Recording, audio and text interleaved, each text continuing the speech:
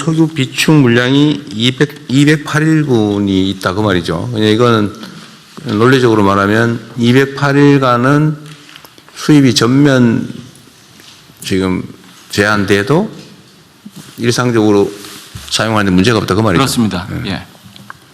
7개월분이 있다는 거죠. 예, 그렇습니다. 전 세계 기준으로도 가장 많이 비축하고 있는 것 같기도 하네요. 예, 굉장히 그 한 5, 6위 하여튼 상위에 우리가 해당되고 있습니다. 하여튼 우리 국민들께서 이거를 당장 수입에 차질이 생기면 사용에 당장 차질이 발생할 것처럼 생각하지만 사실은 아니다. 예. 완전 제한돼도 7개월 동안 쓰는데 문제가 없다 그 말이잖아요. 네, 그렇습니다. 어쨌든 이거 국내 비축유 사용도 거의 뭐 사용한 일이 없어 보이는데. 네. 어쨌든 이것도 뭐 위기 상황을 대비한 거니까 그 시중에 부족함이 없도록 잘 운영하기 바랍니다. 예, 그렇게 하겠습니다. 다 됐나요? 다른 네. 그럼 네, 금융위원장입니다.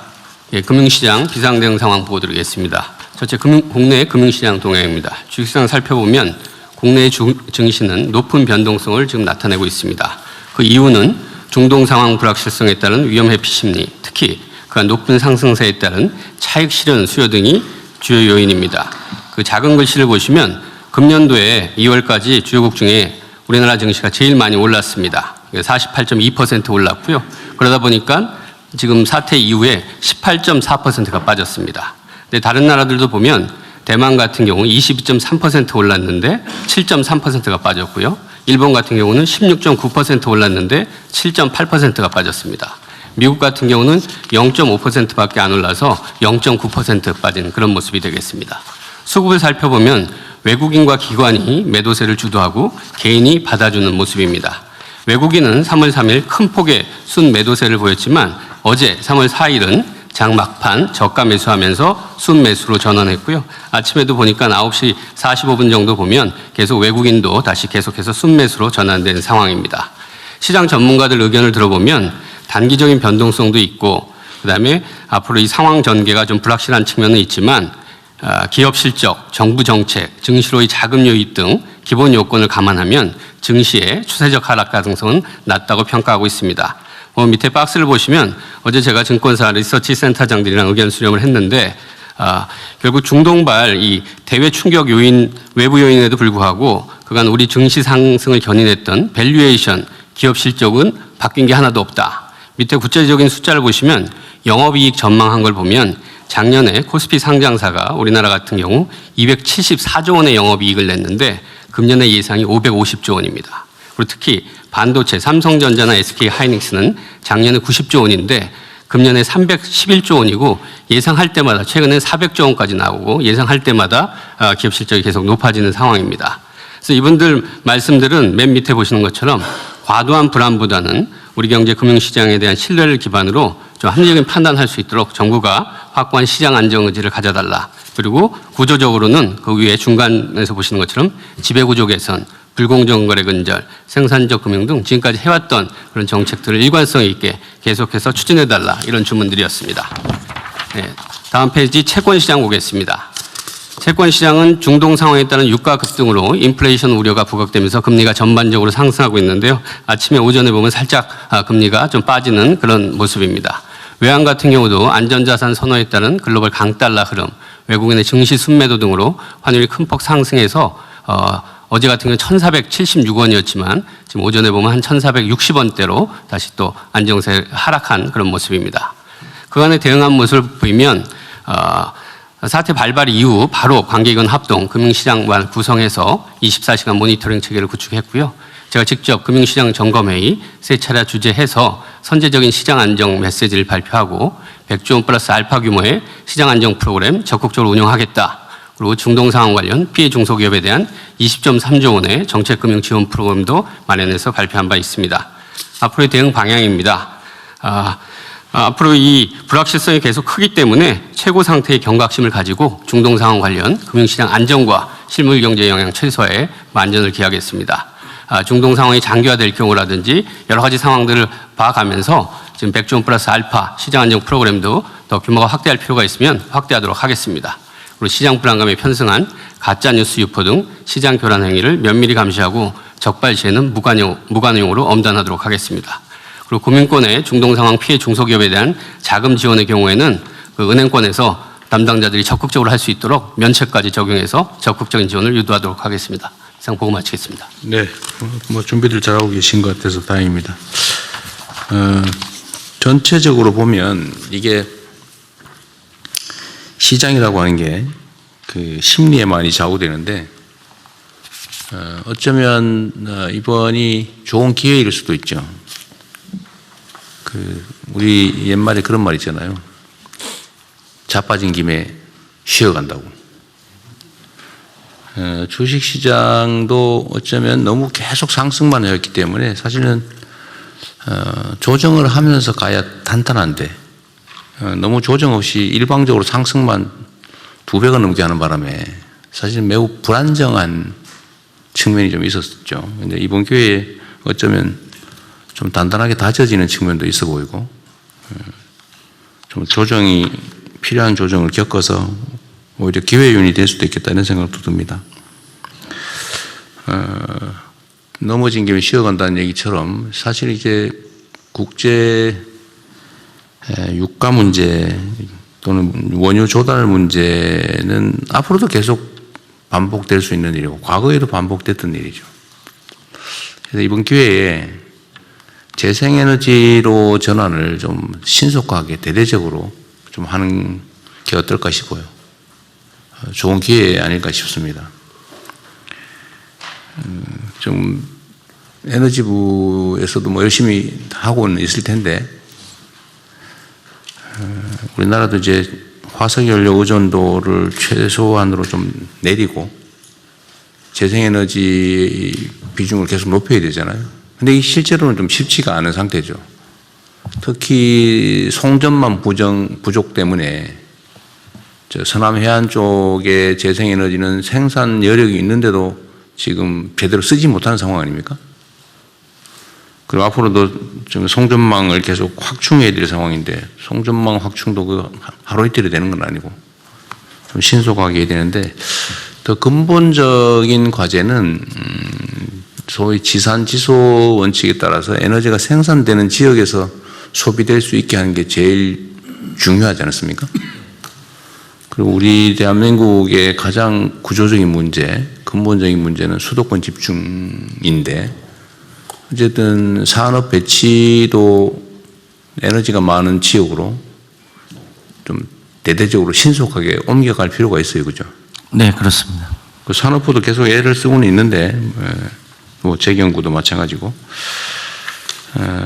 이번 기회에 좀 인식도 바꾸고 이 화석연료에 의존하는 게 바람직하지도 않을 뿐만 아니라 대외적 불안정 요소가 크니까 의존도를 최소화해야 된다라는 걸 우리가 이제 모두가 느끼는 거 아닙니까? 그럼 이럴 때 정부도 그렇고 민간도 그렇고 산업계, 경제계도 좀 근본적인 사고의 전환을 해야 될 것 같아요. 너무 수도권이 다 집중돼서 전기를 지방에서 생산해가지고 수도권으로 옮긴다고 막 송전망을 대대적으로 건설한다고 하니까 주민들은 반대 시위하고 또 국토 불균형은 점점 악화되고 또 생산 비용이 올라가가지고 산업 발전도 지체되고 다 문제잖아요. 그리고 우리가 이때까지 얘기했던 대로 사실은 지방에서 에너지를 생산해서 수도권으로 끌고 오느라고 엄청난 비용이 발생하는데 지금은 사실은 지금 전기요금이 전국에서 똑같다 보니까 네. 생산 지역에서는 억울하게 손해를 보는 상황이고 또 집중돼서 사용되는 지역은 부당하게 이익을 보는 측면이 있잖아요. 네.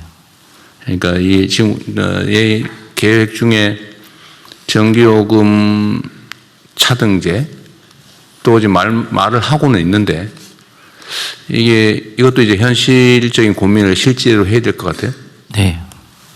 그리고 기업들도 이제 수도권에서 저 멀리서 전기 끌어오는 비용을 사실은 국민 세금으로 부담하면서 거기서 혜택을 보는데 이제는 계속 이렇게 갈 수는 없다는 거 아닙니까? 네. 공정하지도 않고 또 국가 발전에도 저해되고 그러면 이제 원칙대로 생산비가 싼 데서 쓰는 건 싸게 또 송전 비용을 포함해서 비싼 데는 비싸게 제대로 가격을 책정해야 되겠다는 생각이 들어요. 네.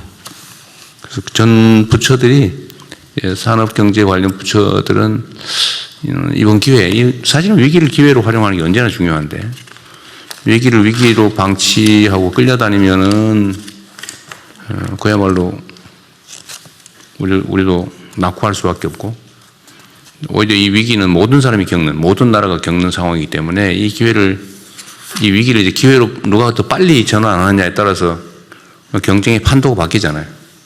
오히려 이번 기회에 우리의 의식도 바꾸고 좀 더 신속하게 과감하게 전환을 해 나가야 되겠습니다. 네. 산업부도 마찬가지죠. 산업부도 지금 장관이 지금 캐나다 가셨죠? 그렇습니다. 네, 차관이 나오셨는데 하여튼 산업부도 노력은 하고 있는 건 아는데 좀 더 가속화할 필요가 있겠습니다. 네. 재경부도 마찬가지죠. 네.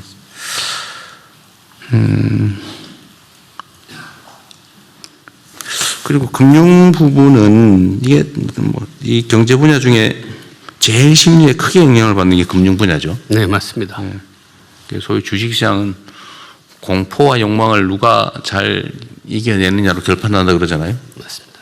냉정하게 객관적인 평가에 따라서 판단하면 결국은 진폭이 있긴 하지만 결국은 실체에 수렴하잖아요. 그래서 혹시 이런 게 있을 수 있는데 어제 100조 원 플러스 알파의 안정기금을 준비한다. 아주 잘하신 것 같고요. 그런데 이게 혹시라도 오해를 사서 주가를 직접적으로 떠받치겠다고 오해하는 경우가 있을 수 있는데 그건 아니죠. 네네. 그렇게 하면 안 되죠. 네, 요거는 100조 원 플러스 알파는 채권 시장이랑 단기 자금 시장용으로 하는 거고요. 그렇죠. 네. 그러니까 구조적으로 문제가 없는데 일시적으로 비정상이 발생할 때 그걸 교정하기 위한 거지. 억지로 가격을 지지하거나 그러려고 하는 건 아니죠. 그렇습니다. 그렇게 하면 안 돼요. 네네. 예, 이 자금시장, 채권시장 아까 금융위원장 말씀들 하는 거고 네. 뭐 일부에서 말하는 증권시장 안정 그런 개념하고 전혀 다른 겁니다. 네. 옛날에는 뭐 주식 가격을 떠받치기 위해서 어거지로 사거나 뭐 이런 거 했는데 그런 거 하면 안 됩니다. 완전히 다른 게 아니에요. 그리고 경제 체제를 제대로 바꾸고 또 시장의 불공정성, 불합리성을 제거해서 정상 가격에 수렴하게 만들려고 하는 거잖아요. 대한민국의 주식시장은 전 세계적으로 저평가되어 있다는 건 온 동네가 다 아는 건데 우리가 지금까지 운명적으로 받아들여 왔잖아요. 한국이니까 싸, 원래 싸. 그러니까 우리나라에 상장도 안 하고 해외에 상장하려고 그러고 똑같은 회사가. 근데 이걸 지금 우리가 고쳐가는 중이고 정상화 과정이라는 거 아닙니까? 그래서 이것도 역시 일종의 기회 요인으로 좀 활용을 해서 여전히 지금 저평가 상태라고 보여지기 때문에 그 이유도 우리가 다 알잖아요. 예를 들면 지배구조가 좀 이상하다. 지배권이 남용된다. 지배경영권이. 그거 빨리 정리해야 되고 또 시장의 불투명, 불공정성 뭐 주가 조작을 하거나 무슨 미리 정보를 알아가지고 자기는 사놓고 나중에 뭐 기사 쓰고 팔고 막 이런 거 있잖아요. 통정 매매해가지고 어거지로 가격을 올리고 가짜 정보 유포해가지고 시장 조작하고 이제 이런 걸 철저하게 지금 제거해야 된다. 그리고 이제 뭐 우리 한반도의 군사 안보적 리스크, 남북 관계가 불안정해지면 경제가 악영향을 미치는 뭐 그런 것도 제거하고 그건 우리가 할 일이고 산업 경제 정책을 적절하게 잘 만들어서 우리 산업 체질을 바꾸는 거, 경제 체질을 바꾸는 거, 국토 불균형을 시정하는 거, 이런 것들을 통해서 근본적으로 체질을 강화하는 거. 이게 이제 문제 해결의 근본적인 방법이죠. 그래서 역시 넘어진 김에 옷도 바꿔 입고 쉴 뿐만 아니라 옷도 갈아입고 해야 되니까 시장 비정상 상황을 교정하는 입법도 좀 계속 더 강력하게 좀 추진을 하면 좋겠어요. 지금 뭐 그 주가를 일부러 상속을 대비해서 뭐 누르고 있는 거를 지금 시정하기 위한 입법도 지금 준비는 하고 있을 텐데 뭐 그거 포함해서 해야 될 일이 아직도 엄청 많잖아요. 다른 전 세계의 어떤 자본시장보다도 더 합리적이고 공정하고 투명하게 예측 가능한 시장을 만들어야 되는데 그렇게 하기 위한 정책적 조치나 입법 조치들은 이번 기회에 좀 더 속도를 내면 좋겠어요. 어쨌든 뭐 잠시 외부 요인에 의해서 흔들리긴 하지만 어쨌든 우리 경제 소위 펀더멘털이라고 하는 기초 체력은 계속 강화되고 있기 때문에 흔들림 없이 안정적으로 정책을 집행해 가면 좋겠어요. 우리 총리께서 아주 뭐 잘 해주고 계신데 좀 더 주마다 편이라고 이번 기회에 좀 강력하게 신속하게 정책 입안과 추진을 해주면 좋겠습니다. 네. 네.